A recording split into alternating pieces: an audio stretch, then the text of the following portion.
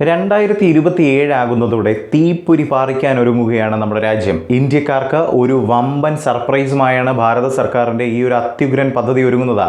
വാർത്ത ഞാൻ വിശദമാക്കാം. പ്രിയ പ്രേക്ഷകർക്ക് പേജ് റോഡിലേക്ക് സ്വാഗതം. മണിക്കൂറിൽ 320 കിലോമീറ്ററിന് മുകളിൽ വേഗത, ദീർഘദൂര യാത്രകൾക്ക് അങ്ങേയറ്റം അനുയോജ്യമായ ബുള്ളറ്റ് ട്രെയിനുകൾ നമ്മുടെ രാജ്യത്തും വരികയാണ്. അതെ, ഇന്ത്യയുടെ ആദ്യത്തെ ബുള്ളറ്റ് ട്രെയിനാണ് ഒരു മാസ് എൻട്രിക്കായി തയ്യാറെടുക്കുന്നത്. ഇന്ത്യക്കാരുടെ വലിയൊരു സ്വപ്നമാണ് ഇവിടെ പൂവണിയാൻ പോകുന്നത്.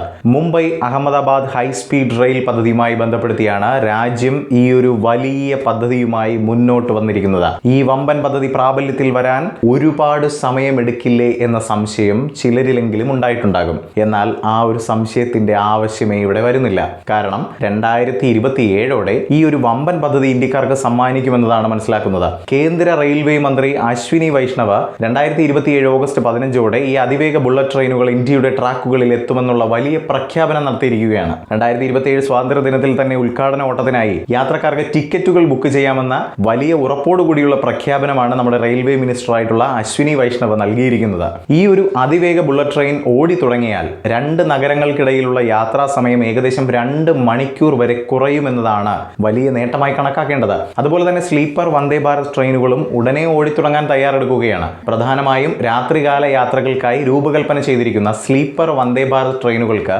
കവച് സുരക്ഷാ സംവിധാനം, അതുപോലെ തന്നെ വാഹനത്തിനുള്ളിലെ ശുചിത്വം നിലനിർത്തുന്നതിനുള്ള രീതികൾ അടക്കം കൈക്കൊണ്ടിട്ടുണ്ടെന്നതാണ് മനസ്സിലാക്കുന്നത്. നമ്മൾ സംസാരിച്ചുകൊണ്ടിരിക്കുന്ന ബുള്ളറ്റ് ട്രെയിനിന്റെ കാര്യത്തിലേക്ക് വരികയാണെങ്കിൽ ഇവ പരമ്പരാഗത റൂട്ടുകളിൽ തിരക്ക് കുറയ്ക്കാൻ വളരെയധികം സഹായകമാകുമെന്നതാണ് മനസ്സിലാക്കുന്നത്. ഇനി ഈ അതിവേഗ ബുള്ളറ്റ് ട്രെയിൻ പദ്ധതിയുടെ മേൽനോട്ടം ആർക്കാണ്?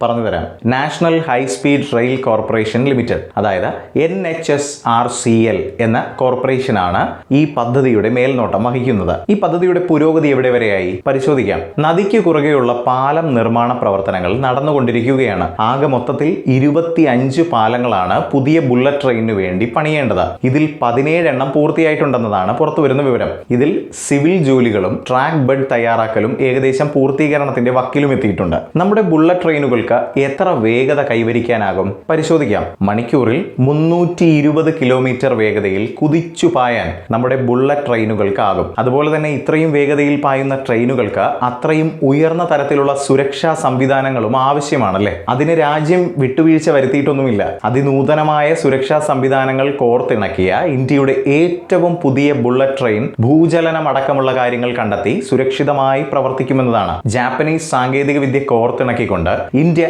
ഏറ്റവും പുതിയ ബുള്ളറ്റ് ട്രെയിൻ പുറത്തിറക്കാൻ ഒരുങ്ങുന്നു എന്നതാണ്. ഈ ജപ്പാൻ ടെക്നോളജിയിൽ കുറഞ്ഞ അറ്റകുറ്റപ്പണികളും ഉയർന്ന സ്ഥിരതയുമാണ് എന്ന വസ്തുതകളാണ് രാജ്യത്തെ അതിലേക്ക് അടുപ്പിച്ചത്. മെട്രോയുമായും വിമാനത്താവള ശൃംഖലകളുമായും സംയോജിപ്പിച്ചുകൊണ്ടാകും ബുള്ളറ്റ് ട്രെയിനുകൾ വരിക. അതുകൊണ്ട് തന്നെ ഒരു മൾട്ടി മോഡൽ കണക്ടിവിറ്റി പ്രാബല്യത്തിൽ കൊണ്ടുവരാനാണ് നമ്മുടെ രാജ്യം ശ്രമിക്കുന്നത്. സാമ്പത്തികമായിട്ടാണ് ഇതിനെ നോക്കി കാണുന്നതെങ്കിൽ ചരക്ക് ഗതാഗതം, അതുപോലെ തന്നെ യാത്രക്കാരുടെ ഗതാഗത സൗകര്യം എന്നിവ കാര്യക്ഷമമാക്കുന്നതിലൂടെ ഈ ഒരു പദ്ധതി കോടിക്കണക്കിന് മൂല്യം രാജ്യത്തിന് നേടിക്കൊടുക്കുമെന്നതാണ് പ്രതീക്ഷിക്കുന്നത്. മറ്റൊരു രാജ്യത്തു നിന്നും കൈക്കൊണ്ട ടെക്നോളജിയെ നമ്മുടെ രാജ്യത്ത് വികസിപ്പിക്കുന്ന പദ്ധതിയുമായി സംയോജിപ്പിച്ച് ആത്മനിർഭർ ഭാരത് എന്ന രാജ്യത്തിന്റെ ദർശനവുമായി സംയോജിപ്പിച്ചാണ് ഈ പദ്ധതി മുന്നോട്ട് കൊണ്ടുപോകുന്നത്. 2027 അവസാന തീയതിയിലേക്ക് നിർമ്മാണം അടുക്കുമ്പോൾ ഇന്ത്യയുടെ അടിസ്ഥാന സൗകര്യ നിശ്ചയദാർഢ്യത്തിന് ഈ പദ്ധതി ഒരു തെളിവായി നിലകൊള്ളുമെന്നതാണ്. ഇത് ദൂരം കുറയ്ക്കുക മാത്രമല്ല, യാത്രയിലായിരിക്കുന്ന ഒരു രാജ്യത്തിന്റെ യാത്രാ കാര്യക്ഷമതയെ പുനർനിർവചിക്കുകയും ചെയ്യുമെന്നതാണ്.